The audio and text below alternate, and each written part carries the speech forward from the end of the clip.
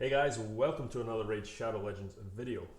Now today, Kantra the Cyclone was released as a fusion character, and I have already maxed her out completely, fully skill booked her, just to let you guys see what she's like and if you think she is worth fusing.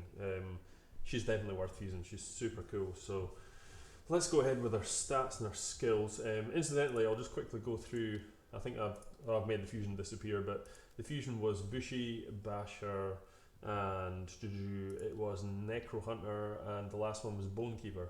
So Basher's kind of cool, but they were all pretty useless champions really. So if you have them, I would definitely sacrifice them for her because she is super cool. Let's go through our skill sets. She's a defense-based champion. Now I think originally she was down as attack, but this has just made her infinitely better being defense-based because she's super tanky, really tanky. And her skills are A1 attacks one enemy 2 times, and it's got a 40% chance, which is a 60% when booked, of stealing a random buff off the target. Now this is so good. I kinda underestimated this ability, to be honest, especially I've been pairing her with like Valkyrie and stuff, and it's just stealing all the useful buffs that are on the champions, because 60% is quite a lot when it's got a double hit, so you're generally going to get one. Most of the time you'll get one buff off of it. And you know, someone like a Skull Crown will have Unkillable on her. You know, they're usually fairly, as long as you target the right champion, they're pretty good buffs you're going to be stealing. So this works out well. Hits pretty hard because it's defense based. Multipliers aren't huge on this champion, but you can't have it always because she does a lot of other stuff. Now, her Chaos Tempest is really fun. It's a 3-hit AoE, which you could do crazy damage on because it's got a decent multiplier. And the fact that it hits 3 times, it could kill out Rotos, things like that. If you were to build her for DPS, I've not really built her for DPS. I've gone down a more kind of support route, but you'll see what I've done with her. But she can put out block buffs, decrease attack, decrease speed, weaken, decrease accuracy, and heal reduction.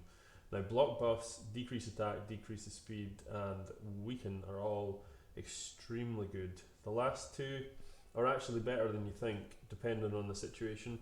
I really like the decrease accuracy in this one because of the build I've got her in, but I'll show you that in a minute. So basically she's got 3 times to hit a 50% chance, which is actually 75 right now. I don't have the extra. Yeah, you could get more by putting on Sniper, which would give another 5% chance. That's something to note. I haven't gone that way, but that would get you up to 80% chance, but 3-turn cooldown, and all the enemies have got the chance of getting 3 debuffs on them. It's pretty nuts, to be honest. That's a lot of debuffs, so that's pretty cool. And this is the thing that makes her. So it's a long passive, this, so I'm going to go through it bit by bit. First one is decrease the enemy's accuracy by 10 for each debuff they're under. This is super fun, especially pairing it with something like this. Just lowering the whole accuracy of an arena team is just really powerful, to be honest, right now. Think of all the Madams kicking about, Kresk, all these people that rely on accuracy. 4% less damage for each debuff on the attacker. Now this used to say every enemy, which would have been just way too powerful. So I kind of like the fact that they've done this. This makes it a little bit more balanced.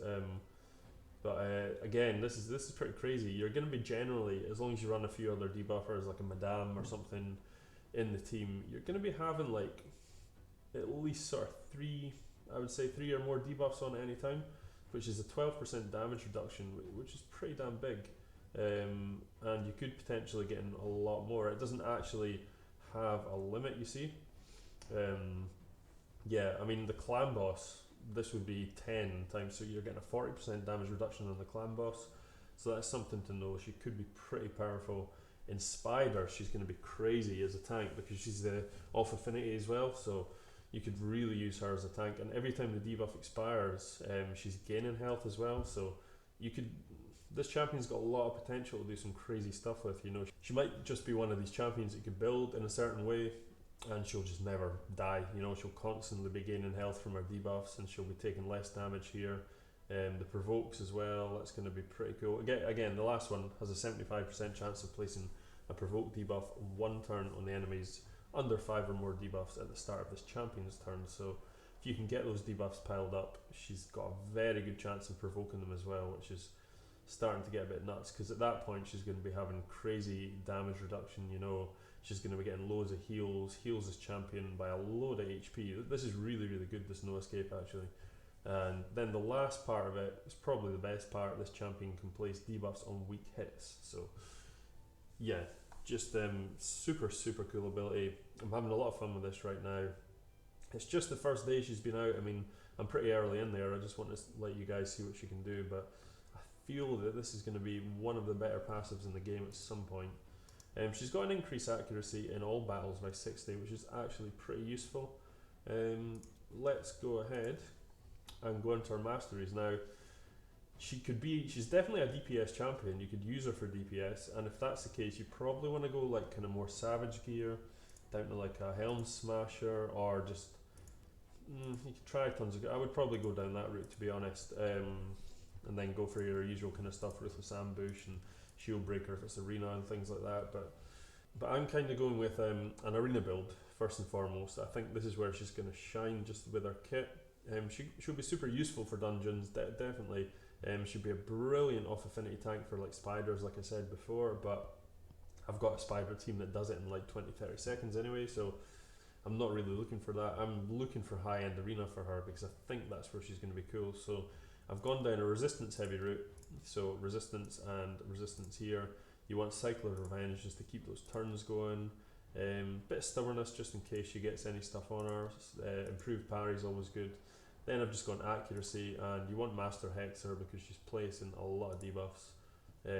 Sniper would be cool, but I felt that I really needed Cyclone Revenge, so yeah, that's just where I've gone. You could go down any route.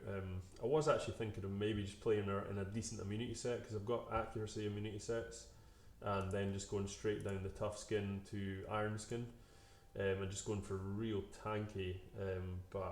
And then if I can get enough accuracy, give her loads of HP and just make her an absolute beast.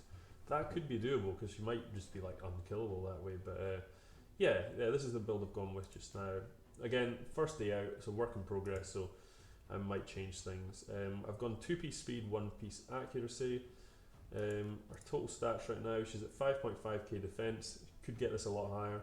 206 speed, 45k HP, which is good. That's kind of what I wanted, because I've built her really tanky. So critical rate and critical damage don't matter. I'm not going for that. And she's got a healthy amount of accuracy and resistance combined. Ideally, I want more accuracy, but I am missing. It turns out I don't actually have an accuracy banner for the barbarians, which is crazy. I've got so many for everyone else, but as soon as I can get an accuracy banner here, she's going to go up to the sort of 350 plus that I need, which will be fine. She'll be laying more debuffs, but at the moment she's struggling to hit them all the time. But yeah, ideally you definitely want accuracy in the banner here, preferably having a speed and defense sub role. So this is pretty useless right now. This can definitely be upgraded. On here you just want flat defense for both of these, and as much resistance, and on this one you want resistance if you can get it. Again, I didn't get good rolls for half this stuff, don't have that many other good. Yeah, I think I've been really unfortunate with barbarian jewellery actually. I've gone defense in the ring with defense and HP, so more survivability. Then speed with resistance on the boots, defense and defense on the gloves and the chest piece, and I'm running a 2-piece accuracy. This is a good accuracy helmet actually. It's got accuracy, speed, defense and resistance. That's everything we need. Yeah, that's the kind of stuff you're looking for, you know, defense, accuracy, depending on whether you can get her an immunity set. If you have good immunity, you'll want resistance, because if you're going for a tanky build, you're as well having her resistant debuffs as well. But yeah, just pile up that defense and get her as fast as you possibly can with your substats allowing it. I haven't got any glyphs left, so I've not glyphed any of the speed rolls in this yet. So I've got like 1, 2, 3, 4. You know, I could be getting potentially another like 8 times 4, 32 speed out of this one. Not going to make a huge difference, but get her up to like 230, 240, which is fine. That would be ideal for her. But I definitely need more accuracy. Now, I'm going to do a review. It's quite early to do a review, but I think I can kind of guess everything. Faction Wars is 100% a 5.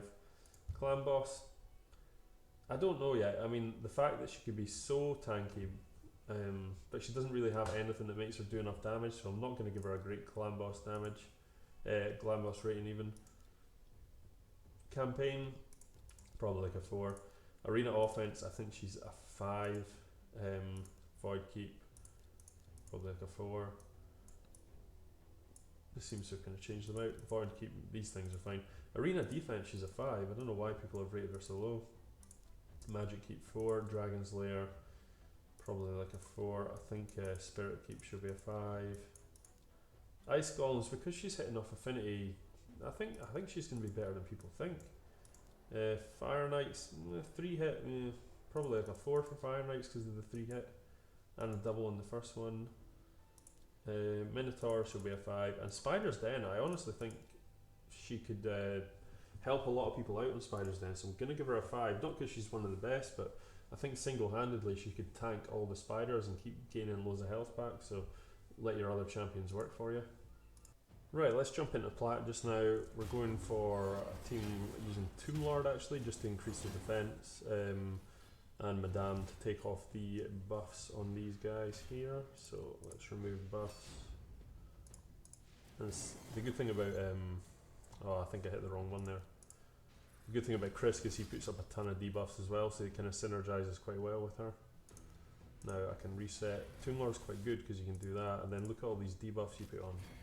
So with all those debuffs, that means they're minus 10 accuracy for every single debuff.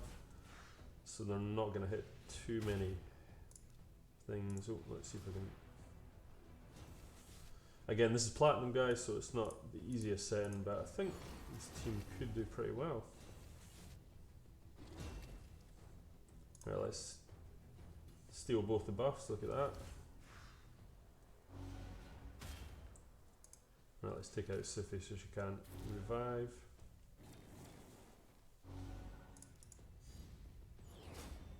I mean, it's not like a sort of team that's going to break any speed records, but that would have been good if she stole the... But look how tanky she is, honestly.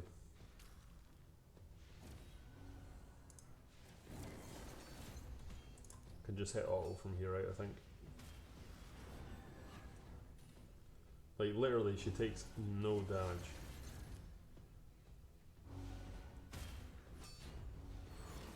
And you definitely could get her to DPS as well. Yeah, I've not got the best of gear on her, so if you were to gear her up for DPS with huge defense, she would be really tanky, plus super hard hitting, but I've gone more for the support character. Because all these debuffs are meaning that none of them are hitting their accuracy that they need.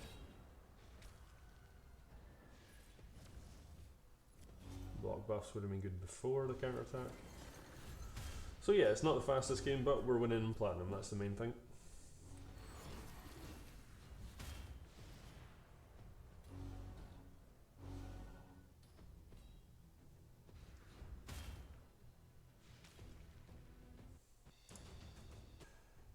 Right, let's try as against the grinder team or whatever they call it. So this is the kind of standard team in Platinum Arena that will kind of wipe out most teams. So I'm going for the pretty solid heavy defense with the Tomb Lord again. Let's see how this one goes. Again, I'm going to be much slower, so I'm going to get hit just now, but hopefully, yeah, I can take the hit. And then let's get some debuffs on. Look at that. Get my shields up. Boom. Still lost the Tomb Lord, so I need to get his defense up a little bit. It's a pity because Tomb Lord really is pretty good in this comp. I think you could put on so many debuffs it would make it pretty good. Look at that, stole the unkillable right there. That's really good. See if we can take this. No.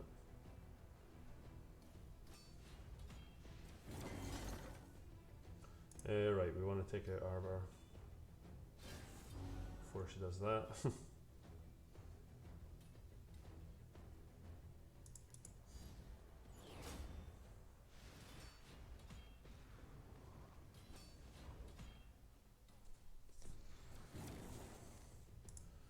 Boom, grinder down.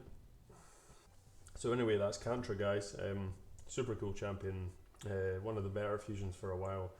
definitely not figured her out yet, but I think I've got something to start with. I mean, it is Platinum Arena I'm going into her with her, so it's not the easiest battlefield, but I think I'll figure her out eventually. Maybe just try her in a DPS build next and see how that goes rather than this kind of support build. But anyway guys, hope you enjoyed it. I hope it helps you out decide if you want to spend those resources to get this fusion. I think you probably should, because I think she's going to be pretty useful down the line. But yeah, if you liked the video, please hit the like and subscribe button, hit the bell button for notifications, and have a great day folks. Peace.